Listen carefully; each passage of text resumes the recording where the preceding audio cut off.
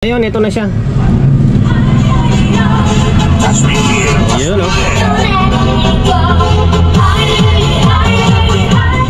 Channel 1, Channel 2.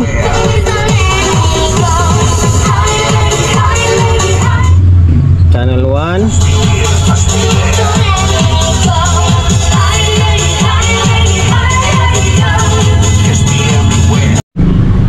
Okay, bali ito naman yung susubukan nating gawin.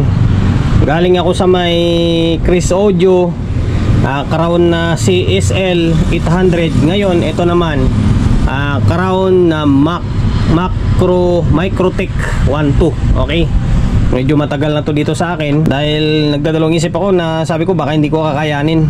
Na alam nyo naman, ganitong klaseng unit medyo mahirap gawin. And then medyo may kalumaan na siya. Kung mapapansin nyo, may pananang repair, oh. Itong capacitor nya hindi na siya kanya, oh. Ito yung stock nya, eh. Ito hindi na to. Ngayon ang issue nito ay tingnan nyo na lang, oh. Okay. Dito parang hindi ko ganun kakabisado to. Ba't umiilaw yung isa, oh. Channel 1 supply, active siguro to, oh. Ano man. Hindi, ito enable kasi ito, eh. Naka-active siguro to. Ito hindi umilaw yung isa, eh. Ngayon try ko nga lagyan ng speaker. Although ipakita ko muna sa inyo, tingnan nyo naman, oh. Yung mga resistor bakbak na, oh. Nagaganda biyak na, oh. Yung fusible na resistor biyak na. Pwede dyan, mangyari dyan, palitan na lang lahat dyan. Yung mga 0.25 na resistor, value nyan ay para 2 ohms lang yata. Basta pwede naman palitan yan, eh. Ngayon try natin lagyan ng speaker, Ito, naglagay na ako ng speaker. Yung isa, tinisting ko, walang audio. Ngayon channel 1, wala pa rin. Gumagana yung laptop natin, Parehas walang audio. Wala talaga siya, oh. Wala, parehas dalawa. Sinubukan ko na, eh. Ito pala, minodified na pala nila to. Ginawa nilang XLR. Walang audio siya. Ay, ito naman yung pasakitan natin ang ulo natin. Ayun, pero pag binatay mo naman pa na, may lumalagatik ka. Sige, bali punta na naman tayo doon sa may likod. Doon naman yan sa likod siguro ang problema niyan. Okay, ito day 2 or pangalawang araw sa paggagawa natin ng Amcron na Microtech 1.2. Kahapon wala siyang as in audio talaga. Pero man siya pag pinapatay mo may marinig ka ng ingay.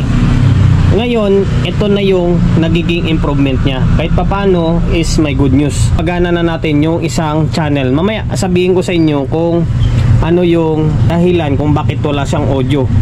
Na maaari yun ang dahilan, di ba? Yun lang naman ang ginawa ko. Ngayon, pakita ko muna sa inyo na working ito. Gumagana na isang channel. Dito na side, dito. Yung nandito, medyo basag pa. Okay? Medyo basag pa. O natin. Nakakabit na speaker yan, dalawang mid-high natin. Naka-play yung laptop natin. Ngayon, volume ko ito.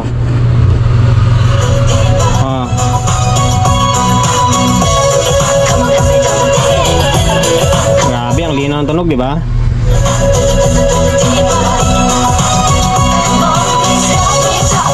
Meron. Ito yung isang channel. Basag. May audio siya, pero basag. Ngayon, ito yung dahilan. Pakita ko sa inyo. Off natin to para iwas disgrasya. Ngayon, ikutin ko muna yung amplifier kasi nasa likod yung sikreto. Bali, eto siya. Ito pa rin gumagana yung itong side na to, yung may capacitor na iba na. Okay, yung problema is ito. Yung sensor na to, kasi yan, yung mga wire niyan ay ito. Ito yung isa. Yung isa, wako ko sana punta na yun. Putol kasi itong mga ditong sensor na to. And then yung isa is yan, putol siya. Ngayon ang ginawa ko is dinugtong ko lang yan. Yan, dinugtong ko yan, or dinugtungan ko pala ng wire, itong wire na to. Tapos pinunik natin or kinabit natin syempre. Diyan, dito yung nakakunik ko. Dito siya. Tapos yung isa is nandun. Ito siya. Kaya nagkaroon siya ng audio. Di ba? Wala naman akong ginawa dito, Wala pa naman akong ginawa dito. Wala pa naman. Kasi kumbaga nagte-trace pala ako kung may mga voltahe, kompleto na may voltahe, kung may mga shorted. is wala naman ako nakitang shorted, although kompleto naman yung voltahe. Yun lang yung ginawa ko muna. Okay? Hanggang sa nagkaroon siya ng audio. Ngayon, naging normal yung isang channel. Diba? Naging normal yung isang channel na lang yung problemahin ko, yung medyo basag. Sana hindi sa amplifier, baka dito sa preamp siguro, or mga IC dyan, try ko palitan. Tapos kapag maging normal yan, saka natin palitan itong mga bloke. Napakatibay ng bloke nya, no? Akalain mo, although kahit di na nga siguro palitan yan matibay. Akalain mo, laglag nagsipagлагlagan yung mga cement type nya, yung cement kasi tawag dito, cement type resistor to biyak na pero yung wire wound nya buo pa. Okay, yan yung kagandahan ngayon. Ibig sabihin, konektado yung itong sensor na to doon sa audio nya, na once na na-open yan, hindi siya magkakaroon ng audio. Galing, no? Napaka-komplikado ng disenyo. Parang QAC, may makulang ka lang na isang linya, hindi na siya gagana. Ganun din sa QAC. Ngayon, i-trace ko naman yung channel to. Balikan ko kayo kapag mahanap ko, di ba? Kahit sa ganito na lang, yung explanation na lang, nakapagbigay idea tayo, laking tulong na nun. Na kayo kung pinuputol-putol ko na lang kung hindi ko na pinapakita kung paano ko i-troubleshoot, kasi alam nyo naman yung ganito klaseng unit is napakahirap. Pakalain mo mula ako alas 10, ngayon mag-alas 5 na. Ngayon ko lang napatino. Natagalan ako, totoo lang. Dito natagalan ako mag-troubleshoot dito. Ito ipapakita ko lang sa inyo yung mga naging sira nya, okay? Para kahit paano may idea kayo. Dito na-open yung isang resistor dito.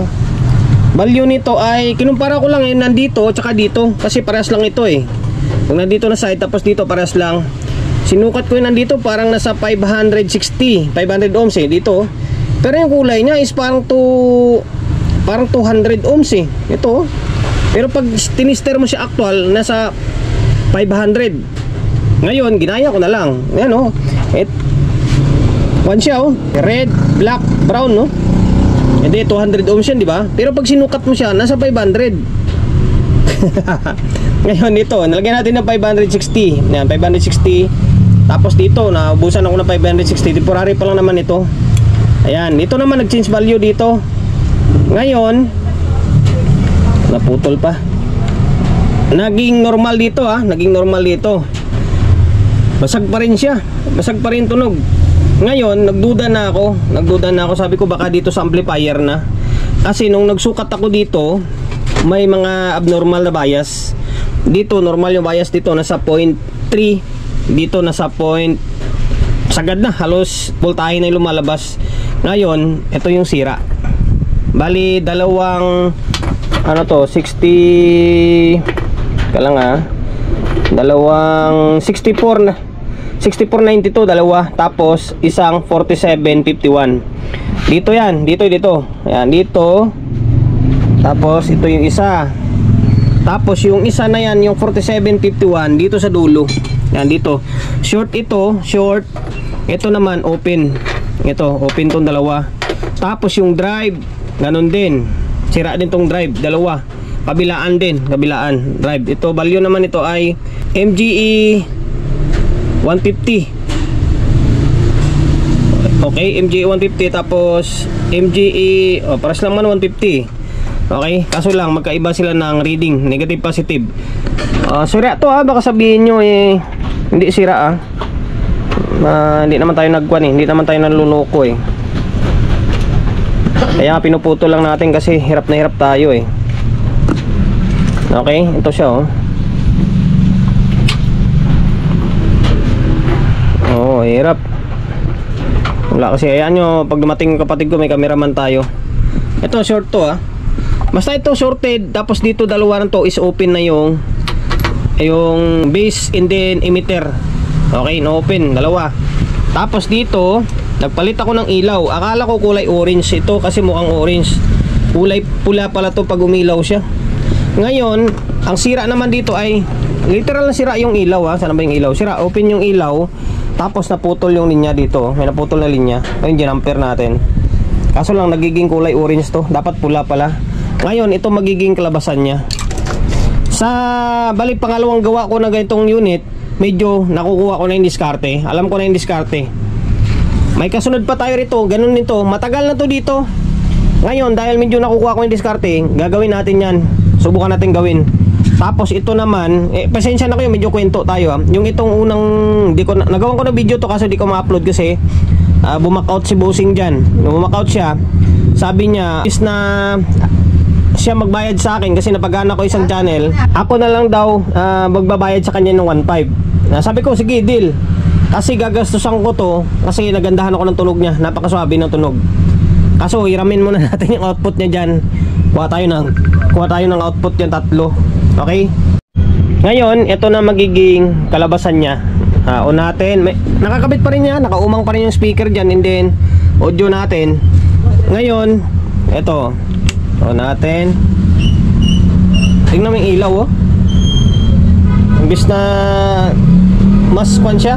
Ito kasi matingkad to na orange, oh. Ito maputla tong atin. Pero umilaw na siya 3. Ngayon, ito yung channel na working. Yan, ito yung una natin na pagana. Ngayon, ito yung pangalawang channel. Okay? Diba? May audio na rin siya.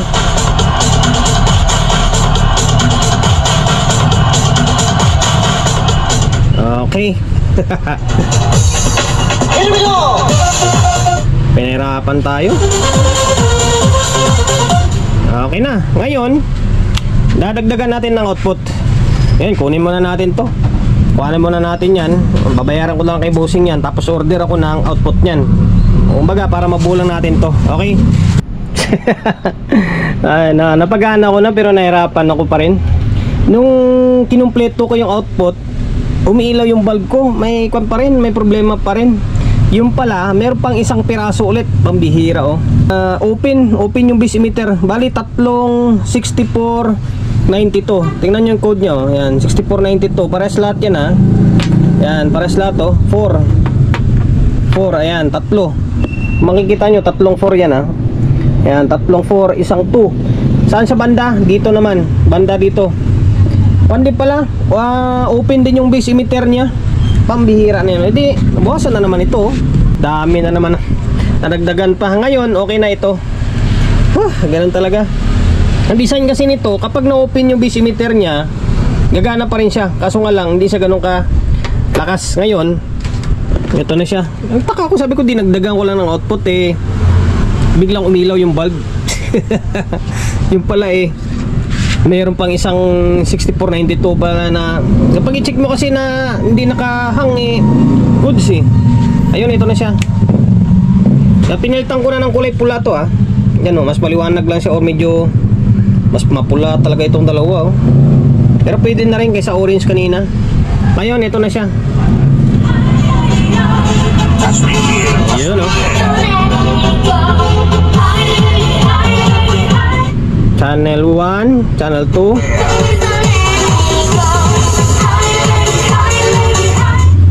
Channel 1.